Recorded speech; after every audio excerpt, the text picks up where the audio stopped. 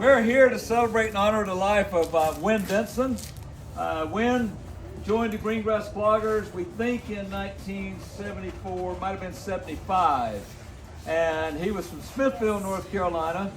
And I'll just start out with how I met Wynn Dinnsen. The Greengrass Cloggers danced at our first big, so Wynn danced with the Greengrass Cloggers for a few years.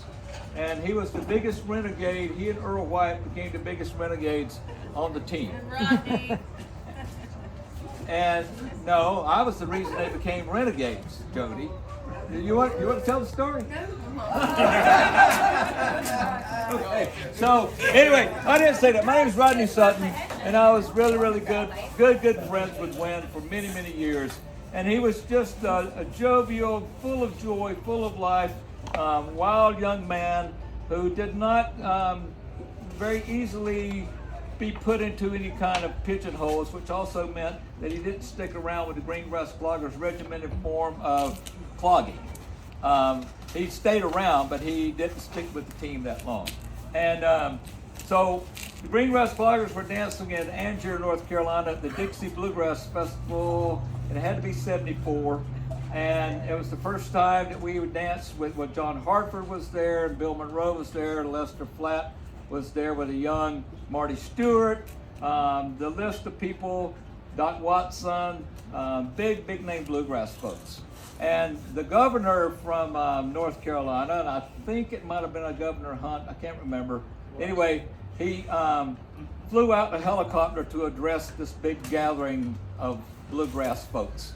And so the governor was late getting there, and so Greengrass had gone up on the stage, and there was this ramp that went up this stage. It's out in this big field underneath these big gigantic oak trees, kind of natural amphitheater there. And we were there ready to go on, and then they said, no, the governor's here. You know, go off and wait, get out of here, and out backstage, because they had SBI people and stuff there. And Earl and I went down to the bottom of the ramp.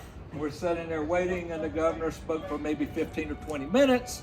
And at the end of that, they all of a sudden the stage announcer, the MC, comes over and says, "Greengrass Cloggers, get up here right now, get up here." And me and Earl sitting there. Earl's the only black guy that danced on any clogging teams for years and years and years. And here I was, young hippie dude, and we're sitting there, and all of a sudden we jump up and go charging up the ramp to where the governor was with all these officers. And next thing we knew, both of us had SBI, state police on either of our elbows, and they're taking us back down, and I'm going up, and we're going the other way, and they got both of us taking us back the other way. And they're going, and we went, "Hey, we're with the Greengrass Cloggers." The guys, let them go. So that's kind of what started that. We go up and dance, and we come off the stage and go down the ramp, and that's big response from the audience.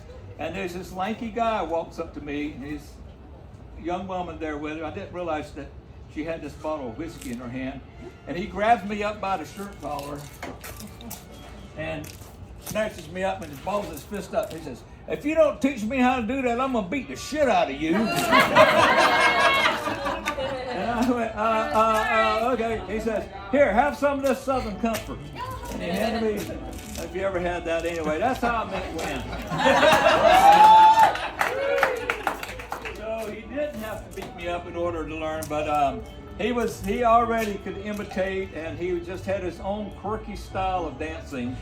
And the other big famous thing about Wynn Dinnsen, as far as dancing is concerned, he was the inventor of these little dance boards you see around. There's one right over there. Not these big ones, but he had this idea. He wrote it out, had like a diagram that he carried around with. He always had something that he was working on that was going to make him a bunch of money. He was going to invent something. And the step-a-tunes was one of those inventions. And they were like 4 2-foot by 2-foot pieces of wood. The framing of them was 2x4s and 3/4-inch plywood on them. And he's going to figure out a way to connect those 4 pieces together and make a 4x4 platform, drill different size holes in those 2x4s, and be able to stand in the middle and make a different tone over here on this one, over here on this one, and this one, and dance around on it, and be able to step out of tune. That was where he got that name, step-a-tunes. And so, and he would take that, he had that this whole summer, he was going around with it, always showing it to people, usually pretty young women that were at these festivals. So I'm gonna build these step-a-tunes, and he would show them the plans and talk to them. And so Greengrass was at this party in Raleigh that Wynn was throwing with a bunch of his buddies, and he had these plans over there. And I said, Wynn, you've been talking about that all summer. You haven't built them damn step-a-tunes yet. I said, I'll give you $50 for those plans right now. And he went, okay. So he gives me the plans, I give him the $50. I go in the other room where a bunch of the Greengrass folks are, and I went, I just bought Wynn's plans for the step-a-tunes. I said, Greengrass can build these things and sell them. That's what Wynn's been talking about. He's never going to do it. Next thing I know, this hand reaches in there, snatches the plans out, throws the $50 on the floor, and says, go. Next time we saw him, he had the step-a-tunes.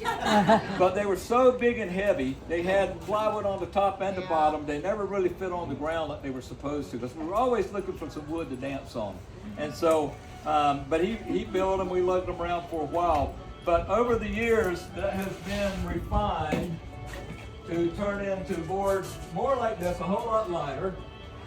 And we've done some other, I finally got around to putting carpet on them years later. And so it's just off the floor just enough. This is a fancy handle that my friend John Turner puts on his boards. They're very easy to make. You don't have to go, I mean, it's pretty simple. And you're selling those, right? Yeah, I'm selling. And that's how come I've made so much money being a clogger. It's like I've got this, I stole Wynn's idea. So a lot of step-a-tunes around. A lot of people don't know that Wynn really did come up with this idea for this invention.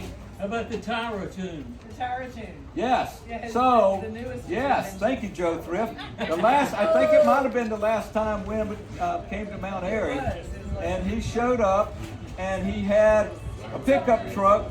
It was a spare tire. Was it on the hood or on the very top? On the top. On the very top. On the roof. He had on the roof of his pickup truck.